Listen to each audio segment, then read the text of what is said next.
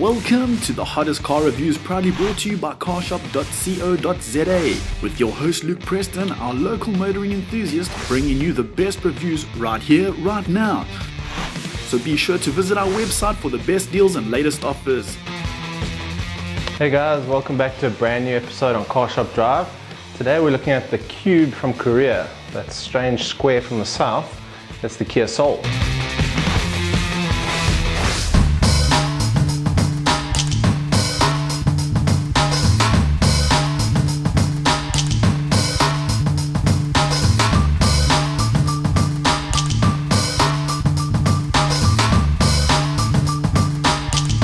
You might assume that MINI has the boutique hatchback market segment wrapped up.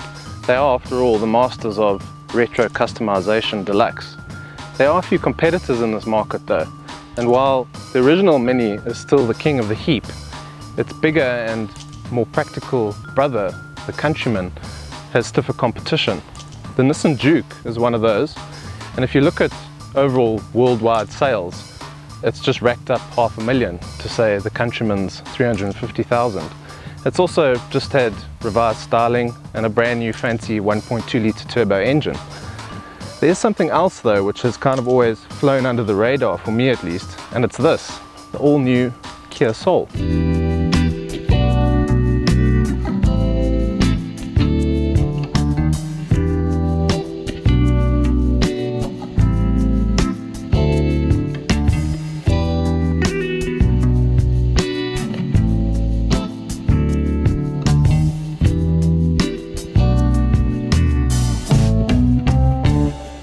You see, in this market segment, it's all about customization, and in 2015, the brand new Kia Soul is much of the same.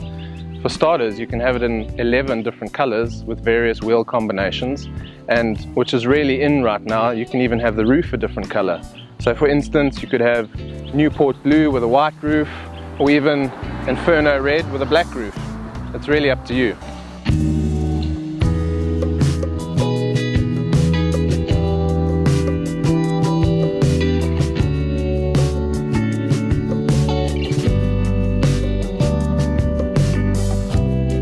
There's no denying it that if you want interior space, then the best place to start is with a big boxy shape. And in the Kia Soul, that polarizing box shape translates to masses of room and inside. If you tick the optional panoramic sunroof, then you really do have a fantastically airy and spacious cabin.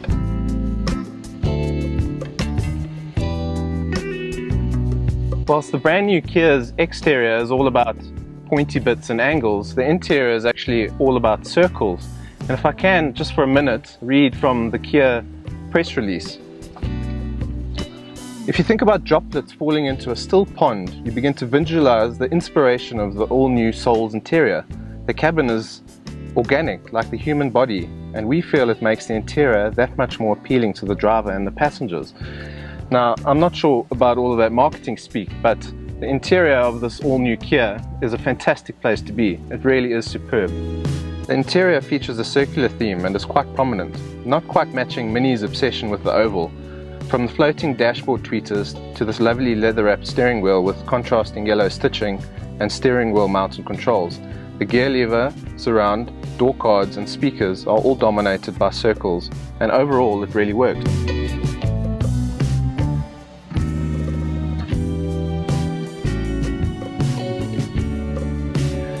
Unlike the Countryman and the Nissan Juke, the Kia Soul actually has quite a useful sized boot. You can get quite a lot of gear in the back of here, and if you prefer, holding the seats all the way down is quite simple, which then makes for acres and acres of load space.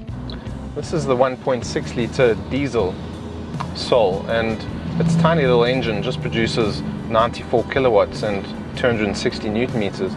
Not explosive by any means, but quite admirable for such a little engine. It's mated to a 6-speed automatic gearbox, and this is probably my only gripe with the Kia Soul, and particularly this model, is this automatic. It does feel decidedly old school, and in terms of its competitors, you do get the feeling that this is almost one generation behind in terms of performance. Listen, it's not bad. For most day-to-day jobs and just driving around, it performs pretty well. but it does lend itself to that irritating CVT-like drone, which is what we expect from older style gearboxes. In smart trim specification, this Kia Soul comes fully loaded with kit. From full climate control to USB and auxiliary in. You also get a spare 12-volt socket so you can charge your phone and your GPS and things like that. And something called clean air, which I have no idea what that means, but it's blasting us towards the end of summer, and I'm quite happy with that. At $5 short of 346,000 Rand, the Kia Soul is 10 grand cheaper than the equivalent Juke. Of course, it is the highly spec 1.6 turbo petrol, but still. It's also 10 grand cheaper than the equivalent Countryman, but you have to remember that it doesn't come with the same level of spec, and if you push it to the same spec of the Nissan Juke or the Kia Soul, you're going to be spending in excess of 400,000 Rand. Ultimately though, at the end of the day, these three cars achieve the same thing. They're fantastically styled, they look different, you're going to get noticed, and they combine four-door practical motoring. Blow for blow, it's between the Soul and the Juke, and at the end of the day, it comes down to personal preference, which is entirely up to you. In the next episode, we'll be driving Volvo's compact sedan. It's the S60 and T6 guys. We look forward to driving that, and we hope you join us. Always subscribe, visit our website for fantastic deals and offers, and we'll catch you in the comments. Cheers.